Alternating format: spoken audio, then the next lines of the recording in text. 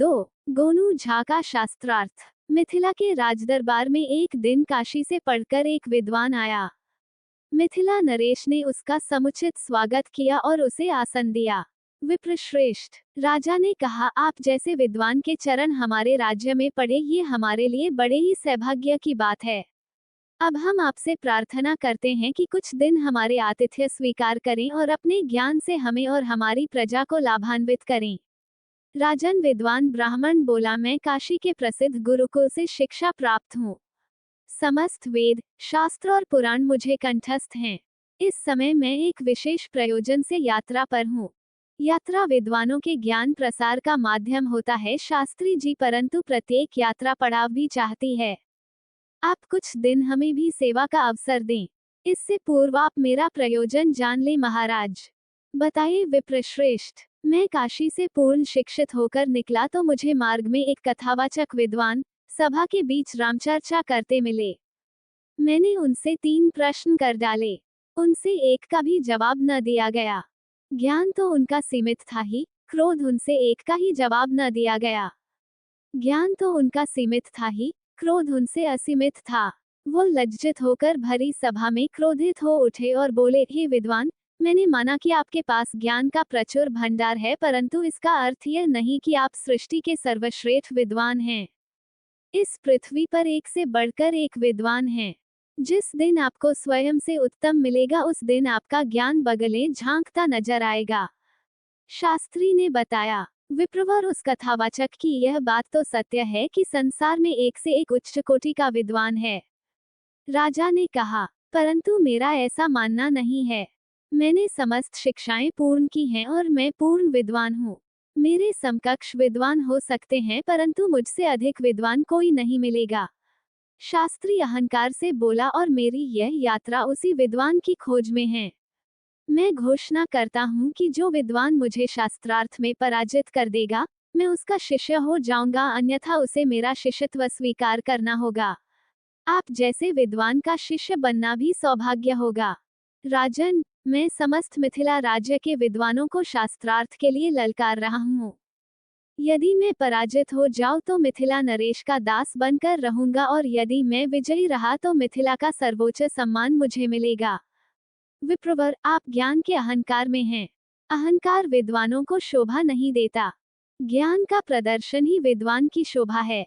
क्या मिथिला राज्य विद्वानों से विहीन है? क्या मेरी चुनौती स्वीकार करने की सामर्थ्य नहीं है? अब तो मिथिला नरेश भी क्रोधित हो उठे। उन्हें अपने राज्य के विद्वानों पर विश्वास था। चुनौती स्वीकार कर ली गई। शास्त्रार्थ शुरू हो गया। दरबार में उपस्थित विद्वान बारी बारी से शास्त्री से भिड़े, पर शास्त्री के ज्ञान के समक्ष कोई न टिका।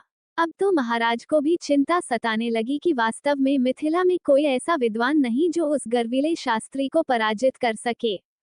और दूसरे दिन भी शास्त्री को कोई पराजित न कर पाया। फिर तो महाराज ने सारे राज्य में घोषणा करा दी कि जो भी उस शास्त्री को पराजित करेगा उसे भरपूर पुरस्कार सहित दरबार में विशिष्ट पर प्राप्त होगा। बात गोनू झा के गांव में भी पहुंच गई। भाई, हमारे गांव के विद्वान तो गोनू झा हैं। इन पर मां काली की विशेष कृपा है। यही उस शास्त्री को हराकर मिथिला का सम्मान बचा सकते हैं। ऐसा अवसर बार बार नहीं आता। गांव के एक वृद्ध ने कहा, अरे हाँ, गोनू झा ने कभी विद्यालय का मुंह नहीं देखा। दूसरे ने कहा, और वह शास्त्री काशी से पढ़कर आया है। दाल नहीं गलेगी। कैसी बात करते हो? गोनू झा का ज्ञान किताबी नहीं है। वह तो मां काली की कृपा से जन्मजात विद्वान है। देख लेना, गोनू झा यदि शास्त्री से भिड़े तो शास्त्री की बोलती बंद हो जाएगी। भेज दो उसे। फिर सारा गांव मिलकर गोनू झा के घर पहुंचा। काका, कहाँ काशी का विद्वान और कहाँ मैं? गोनू झा ने कहा, गोनू बेटा, हमारा विश्वास कहता है कि तुम अवश्य ही जीत जाओगे। और वैसे भी मिथिला का सम्मान संकट में है। तुम्हें आगे बढ़कर प्रयास करना चाहिए। मां भगवती की कृपा से ये तुम्हारे लिए सुनहरा अवसर है। ठीक है काका, यदि आप ऐसा कहते हैं तो ऐसा ही होगा। मैं आज ही मिथिला जा रहा हूँ। गोनू झा ने कहा और तैयारी शुरू कर दी। फिर वो मिथिला चल पड़े। 2 दिन के सफर के बाद मिथिला जा पहुंचे और राजमहल के सामने जा डटे। उन्होंने पहरेदार को अपने पधारने का प्रयोजन बताया। भैया, पहरेदार निराश से बोला, वह शास्त्री बड़ा विद्वान है और लगता है कि मिथिला का सम्मान नहीं बचेगा। ऐसे ऐसे प्रश्न पूछता है कि विद्वानों की बोलती बंद हो जाती है। ऐसी बात मत सोचो मिथिला भाई, मिथिला ज्ञान की भूमि है। वह शास्त्री यहाँ से पराजित होकर ही लौटेगा। माँ धरती पे विश्वास रखो। भाई, हमारे महाराज इन दिनों बड़ी चिंता में हैं। महाराज से जाकर कहो कि मुझे शास्त्रार्थ की आज्ञा दें। पहरेदार ने उसे वहीं रोका और दरबार में सूचना भेजी। गोनू झा को अंदर भेजा गया। अभी अभी शास्त्री ने एक विद्वान को पराजित किया था और अपनी जीत पर बड़े ही मोहक ढंग से मुस्करा रहा था। गोनू झा अभी अभी पहुंचे थे। महाराज की जय हो। मेरा नाम गोनू झा है। मैं आपकी प्रजा का एक हिस्सा हूँ। आपकी कृपा से मुझे भी थोड़ा बहुत ज्ञान है और उसी ज्ञान के विश्वास पर मैं इन परम विद्वान ब्राह्मण से शास्त्रार्थ करने की आज्ञा चाहता हूँ।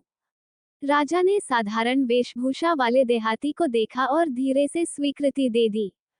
उन्हें नहीं लगता था कि यह साधारण देहाती भी कुछ कर पाएगा। गोनू झा शास्त्री के सामने वाले आसन पर जमकर बैठ गए। शास्त्री महाराज मुस्कुराए। उनकी मुस्कान में उपहास का भाव था, जैसे कह रहे हों कि यह मूंग और मसूर की दाल।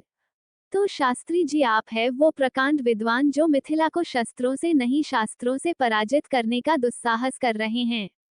गोनू झा बोले। शास्त्री जी हड़बड़ाए। अभी तक किसी ने इस प्रकार की भेद भरी बात उनसे कही जो न थी। स्वयं मिथिला नरेश भी सचेत हो गए और एक हल्की सी आशा की किरण उनके मुख पर चमकी। शास्त्रार्थ के लिए तैयार हो जाओ जवान। शास्त्री तिलमिलाया। मैं तो तैयार हूँ भगवन। गोनू झा मुस्कुराए। तो फिर मैं प्रश्न करूं? विद्वान महोदय, गोनू झा बोले, आप तो 4 दिन से प्रश्न ही कर रहे हैं। विद्वान केवल प्रश्न ही नहीं करते बल्कि उत्तर भी देते हैं। इस बार तो शास्त्री और भी हड़बड़ा गए। मिथिला नरेश अनायास ही ताली बजा उठे। उस देहाती ने शास्त्री को विचलित कर दिया था। तुम्हारा क्या अभिप्राय है? शास्त्री ने पूछा। महोदय, मैं आपसे प्रश्न करने की आज्ञा चाहता हूँ। इसमें आज्ञा कैसी? महाराज ने बीच में कहा, शास्त्रार्थ में प्रश्न और उत्तर ही तो होते हैं। तुम अपने प्रश्न करो। शास्त्री जी प्रकांड विद्वान है, इन्होंने समस्त वेद और शास्त्र पढ़े हैं। अब शास्त्री जी शंकित हो उठे। अभी तक उन्होंने प्रश्न ही किए थे। आज पहली बार उनके सामने प्रश्नकर्ता आया था। जाने कैसे प्रश्न करेगा। हाँ तो महोदय, मेरा पहला प्रश्न है कि बुद्धि का प्रकाट्य कहाँ से होती है? साधारण और बचकाना प्रश्न है। मस्तिष्क से बुद्धि प्रकट होती है। शास्त्री ने आराम से कहा। नहीं महाराज, बुद्धि का प्रकाट्य होंठों से होता है। गोनू झा बोले, यदि होंठ न खुले तो बुद्धि का प्रकटन कैसे होगा? दरबार में तालियों की गड़गड़ाहट गूंज उठी। शास्त्री जी का मुंह उत्तर गया। देहाती का प्रश्न और उत्तर दोनों ही सटीक थे। महाराज ने गर्व से गोनू झा की ओर देखा। महोदय, मेरा दूसरा प्रश्न है कि बुद्धि का आहार क्या है? शास्त्री जी चकरा गए। बुद्धि कब से खाने लगी? यह क्या बेतुका प्रश्न है? बुद्धि के पेट ही कहाँ होता है? शास्त्री झल्लाया। नहीं महोदय, फिर भी बुद्धि समय को खाती है। समय ही बुद्धि का आहार होता है। आप 4 दिन से बुद्धि का प्रयोग कर रहे हैं, तो क्या बुद्धि ने 4 दिन का समय नहीं खाया? गोनू झा बोले। सभा एक बार फिर करतल ध्वनि कर उठी। शास्त्री का मुंह देखने लायक था। प्रश्नकर्ता साधारण दिखता था, प्रश्न असाधारण थे। अब मेरा अंतिम प्रश्न है कि मेरी बुद्धि का मूल्य क्या है? गोनू झा अंतिम प्रश्न कर दिए। शास्त्री जी चकराकर अपना सर खुजलाने लगे। इससे स्पष्ट था कि उस प्रश्न का भी कोई उत्तर उनके पास नहीं था। बुद्धि का कोई मूल्य कैसे आंक सकता है, और वह भी किसी और की बुद्धि का? महाराज, आज्ञा हो तो मैं अपने इस प्रश्न का उत्तर दरबार के साधारण से दरबारी से दिलवाऊं, ताकि शास्त्री जी को ये भ्रम न रहे कि मिथिला राज्य में विद्वता की कोई कमी है। अति उत्तम। राजा प्रसन्न हो उठे। आज्ञा है। गोनू झा ने वही प्रश्न एक साधारण दरबारी से किया। महाराज, इनकी बुद्धि का मूल्य तो आज बच्चा बच्चा जानता है। दरबारी ने कहा, इन्होंने अपनी बुद्धि से शास्त्री जी का ये भ्रम तोड़ दिया कि इनसे बड़ा विद्वान कोई नहीं है।